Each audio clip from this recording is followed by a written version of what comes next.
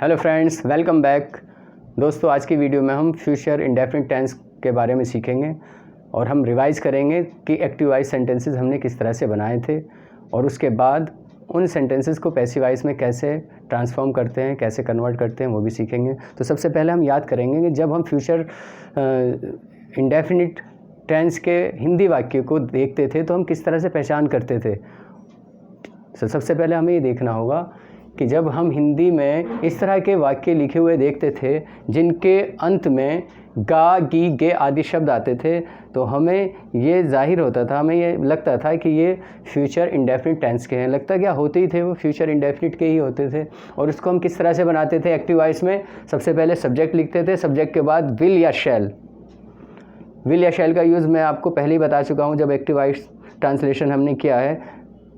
शैल आई और we first person के साथ करते हैं हम, और विल का प्रयोग बाकी सभी सब्जेक्ट के साथ हम विल का प्रयोग करते हैं। कुछ ख़ास सेंटेंसेस में जहाँ पर प्रेशर, फोर्स, इच्छा, इस तरह के बातें प्रकट होंगी, वहाँ पर हम ये शैल और विल का यूज़ जो था वो पलट देते थे। जहाँ पर विल यूज़ होना है वहाँ पर शैल, और जहाँ पर शैल यूज़ होना है वहाँ पर विल हम यूज़ करते थे। उसके बाद वर्ब की फर्स्ट फॉर्म आती है, ऑब्जेक्ट आता है वर्ब के बाद हमेशा, एटसेट्रा वर्ड जो होता है उसकी अंग्रेज़ी हम लिखकर और सेंटेंस बंद कर देते हैं। तो हमारे सामने एक सेंटेंस लिखा हुआ है, पहले एक्टिव वॉइस सेंटेंस हम बनाना रिवाइज़ कर लेते हैं, उसके बाद हम पैसिव वॉइस को देखेंगे। ठीक है, यहाँ लिखा हुआ वह क्रिकेट खेलेगा, तो आपको पता चल गया गागी गे ये पहचान थी, ये फ्यूचर इंडेफिनिट का है। इसको हम अंग्रेज़ी बनाएंगे। सबसे पहले हम देखेंगे सब्जेक्ट क्या है, वो इज़ वर्किंग, काम कौन कर रहा है? ही। आपने ही लिखा, उसके बाद विल शैल में से एक चीज़ लानी है, तो आपको पता है आई भी नहीं है और वी भी नहीं है, तो ही है थर्ड पर्सन, तो विल का यूज़ करेंगे। और खेलने की अंग्रेज़ी क्या है? Play cricket. ये कितना आसान है, ही will play cricket.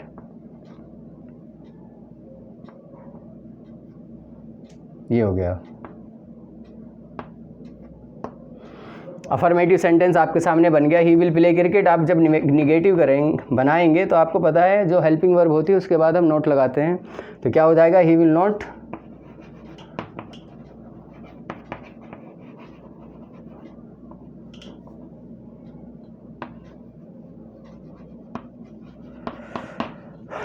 Play cricket. ये निगेटिव हो गया आपके सामने। जब हम ऐसा कोई हिंदी वाक्य बोलते हैं जिसके शुरू में क्या शब्द आता है, तो वो फर्स्ट टाइप इंट्रोगेटिव या यस नो टाइप इंट्रोगेटिव होता है। यस नो टाइप इंट्रोगेटिव बनाने का तरीका क्या है? जो हेल्पिंग वर्ब आ रही है इसको हम शुरू में रख देते हैं, तो क्या हो जाएगा? विल, उसके बाद हम सब्जेक्ट लिखते हैं, सब्जेक्ट हमारा ही है, विल ही, उसके बाद वर्ब की फर्स्ट फॉर्म जो आ रही थी वो लिख देंगे, और उसके बाद आपका सेंटेंस हो जाएगा पूरा ऑब्जेक्ट लिखने के बाद।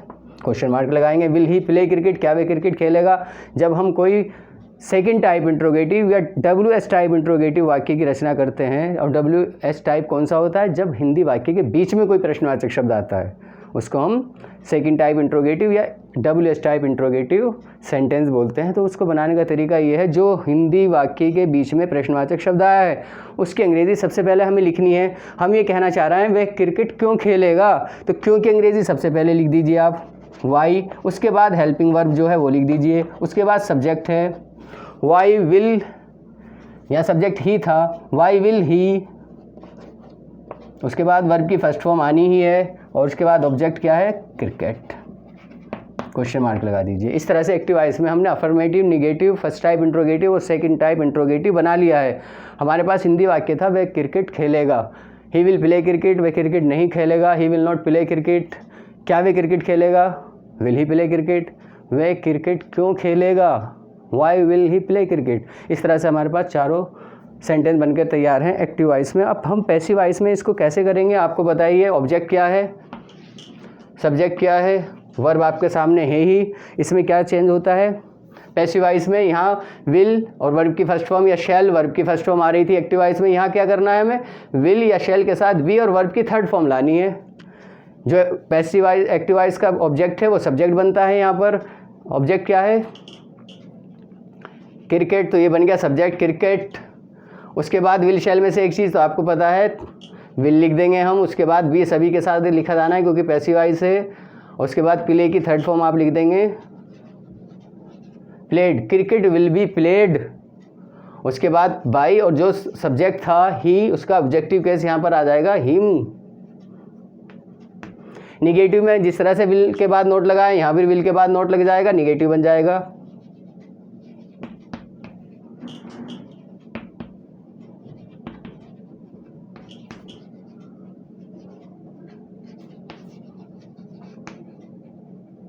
फर्स्ट टाइप इंट्रोगेटिव में आपने क्या विल को बाहर रखा, यहाँ भी ऐसे ही होगा।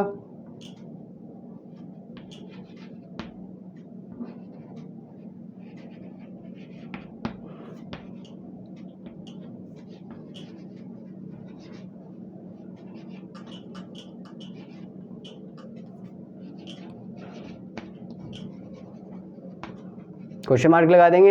यहाँ भी सेकंड टाइप इंट्रोगेटिव में इंट्रोगेटिव वर्ड लाए, यहाँ भी बस एक इंट्रोगेटिव वर्ड और जोड़ देंगे, helping verb.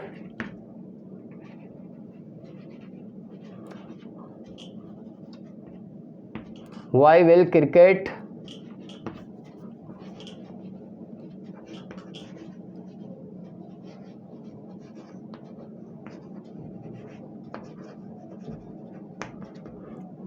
be played by him?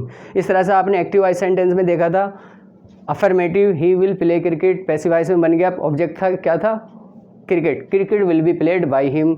यहाँ था एक्टिव वॉइस में he will not play cricket, cricket will not be played by him. क्या वे क्रिकेट खेलेगा, विल ही प्ले क्रिकेट। यहाँ पर हो गया will cricket be played by him. यहाँ पर है why will he play cricket, यहाँ हो गया why will cricket be played by him. आसान है,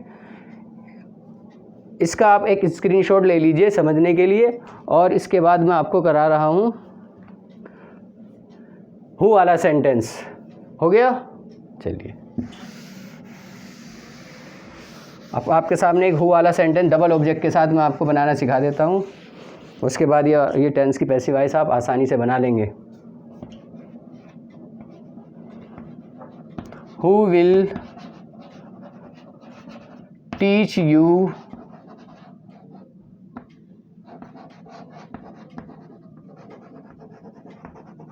ये है who will teach you grammar, question mark. आपको पता है हु वाले सेंटेंस में सबसे पहले हम पैसिव वॉइस में हु के स्थान पर बाय हुम लिख देते हैं, और ये इस तरह से इंट्रोगेटिव वर्ड यहाँ आ गया।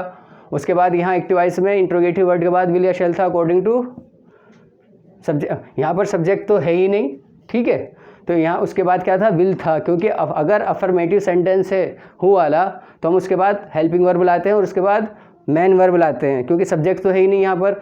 तो यहाँ पर हमें क्या करना है, जो हमारे पास दो ऑब्जेक्ट हैं, आपको पता है ऑब्जेक्ट का पता लगाने के लिए हम वर्ब से क्या और किसे मालूम करते हैं। हु विल टीच यू, आपको कौन पढ़ाएगा, क्या पढ़ाएगा, ग्रामर। किसे पढ़ाएगा, तुम्हें। तो ये दोनों ऑब्जेक्ट हैं, जो क्या के जवाब में आया है वो डायरेक्ट ऑब्जेक्ट है, और जो किसे के जवाब में आया है वो है इनडायरेक्ट ऑब्जेक्ट। तो हमारे पास जब दो ऑब्जेक्ट हैं तो हम दो सेंटेंसेस का फॉर्मेशन कर सकते हैं। तो हम पहले मानना है यू को सब्जेक्ट मानना है, और यू के साथ आएगा helping verb will. Who will, bye whom will you, उसके बाद बी, और जो हमारी मेन वर्ब है क्या है, टीच। टीच की थर्ड फॉर्म क्या है, taught. Bye whom will you be taught. एक ऑब्जेक्ट को हमने सब्जेक्ट बना लिया है, अब दूसरा जो ऑब्जेक्ट है हमारे पास ग्रामर, वो वर्ब के बाद आ जाएगा, तो सेंटेंस हो जाएगा bye whom will you be taught grammar. अब हम इसी सेंटेंस को ग्रामर को सब्जेक्ट मानकर बना रहे हैं, वही इंट्रोगेटिव वर्ड ऐसे ही आ जाएगा, हेल्पिंग वर्ब भी ऐसे ही आ जाएगी। सब्जेक्ट हमारा यहाँ पर अब ग्रामर हो गया है। सब्जेक्ट के बाद आपको बी लिखना है पैसिव वॉइस से, और उसके बाद मेन वर्ब की थर्ड फॉर्म हो गई, टीच की टॉट हो गई। और उसके बाद जब हम डायरेक्ट ऑब्जेक्ट को सब्जेक्ट बनाते हैं, मैं पहले भी आपको बता चुका हूँ, तो इनडायरेक्ट से पहले पैसिव वॉइस में हम क्या लिखते हैं, टू, और इनडायरेक्ट ऑब्जेक्ट उसके बाद लाते हैं, क्वेश्चन मार्क लगा देते हैं। By whom will grammar be taught to you.